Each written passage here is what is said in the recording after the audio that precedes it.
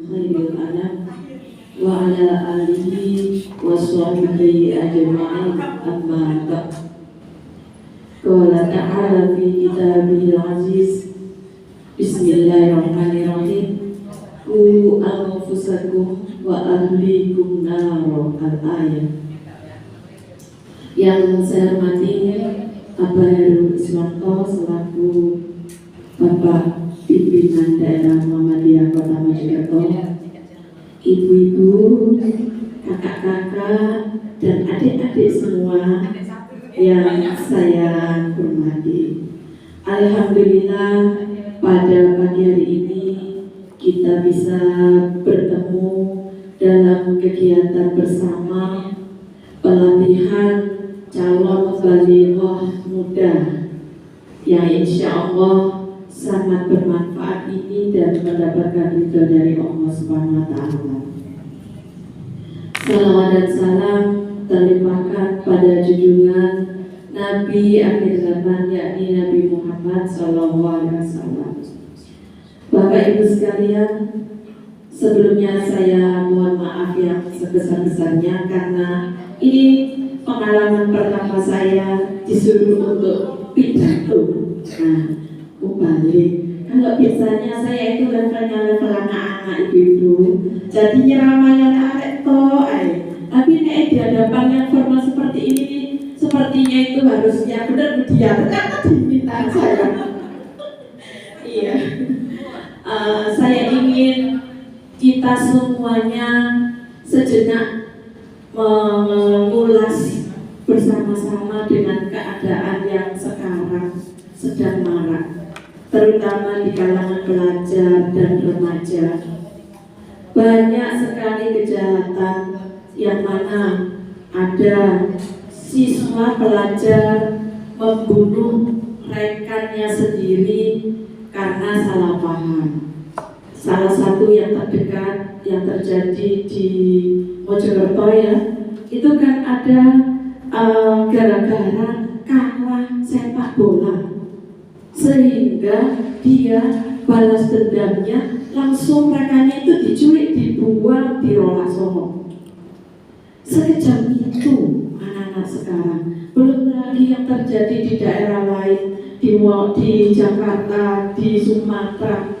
Rata-rata anak muda-muda. Terakhir kemarin pulang dari pelatihan di sini, saya nyetel TV, ada usia 23 tahun bobol Indomaret orang Gresik di Mojokerto, lewat talang di Indomaret ada alarmnya sehingga menggugah semua karyawan datang ke situ, ditangkap. Masih anak remaja. Kira-kira apa yang terjadi dengan negara ini? Pemerintah sudah menyiapkan kurikulum sebaik mungkin berkarakter, mulai ditambah sekarang dengan adanya BTG, adanya pembiasaan akhlak yang baik untuk anak-anak muda, tausiah di mana-mana, ustadz-ustadzah juga banyak yang mengajarkan kebaikan. Tapi kenapa kok masih marak kejahatan di kalangan remaja, terutama pelajar? Apa yang salah dengan pendidikan kita? Apakah hanya mengandalkan pendidikan di sekolah saja? Tidak. Karena apa? Semua pendidikan itu harus bersinergi. Tidak hanya mengandalkan dari sekolah saja. Terutama sekarang Gen Z. Anak-anak Gen Z ini memiliki pemikiran yang sangat pragmatis. Kerja sedikit, hasilnya luar biasa. Tidak banyak itu yang melamar ke SMP saya. Sudah tahu SMP-nya ini seperti hotel, gedungnya, melamar. Yang ditanya pertama kali apa coba anak-anak yang baru lulus? Gajinya berapa? Lah, seperti ini. Anak-anak yang berpikir praktis, tidak mau berproses, tidak seperti zamannya kita dulu.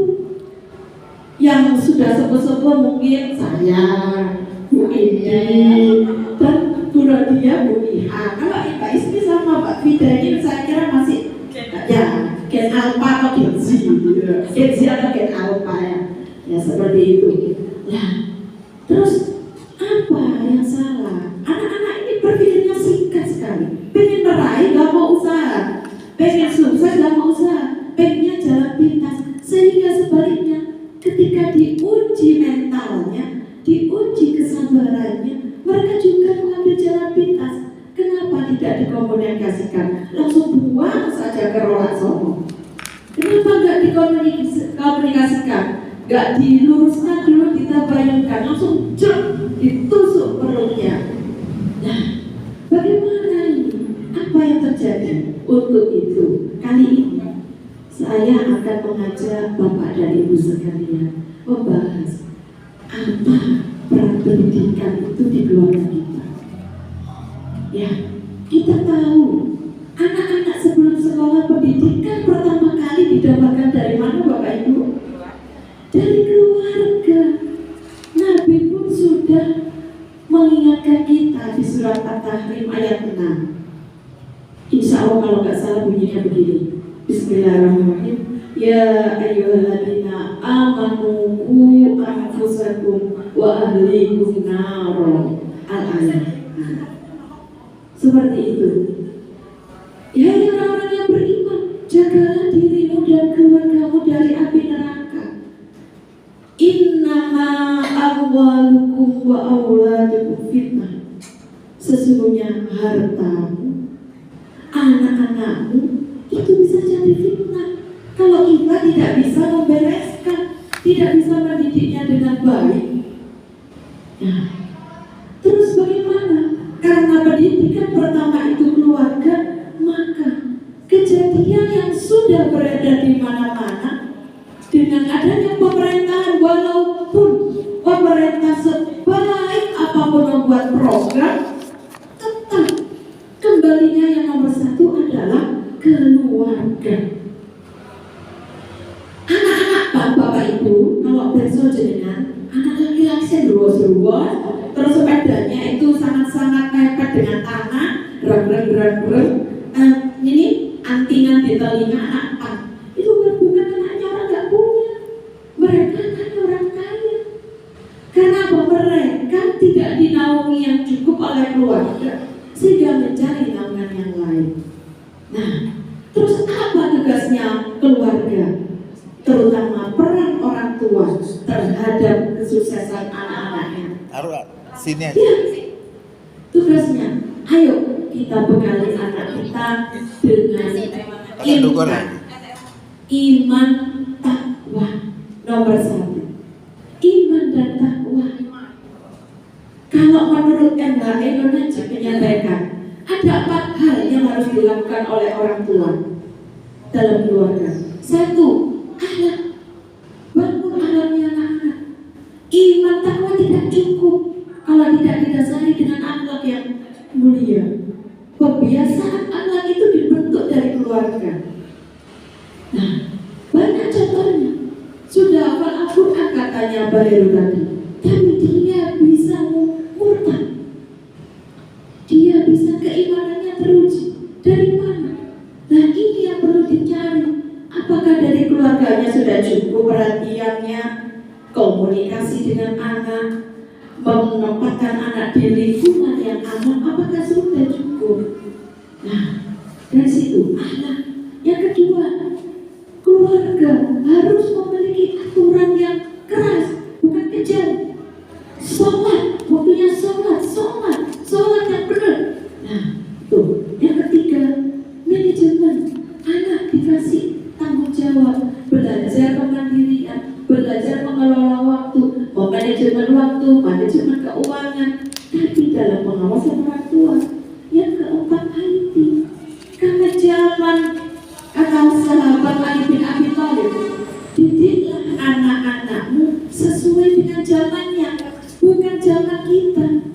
Karena anak-anak ini, junior ini akan hidup di masa yang sangat serba modern, yang sangat berbeda dengan zamannya kita.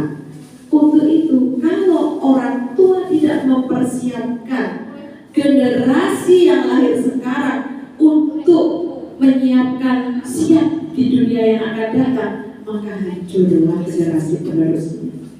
Untuk itu, Bapak Ibu sekalian, Kesimpulannya, marilah kita jaga keluarga kita.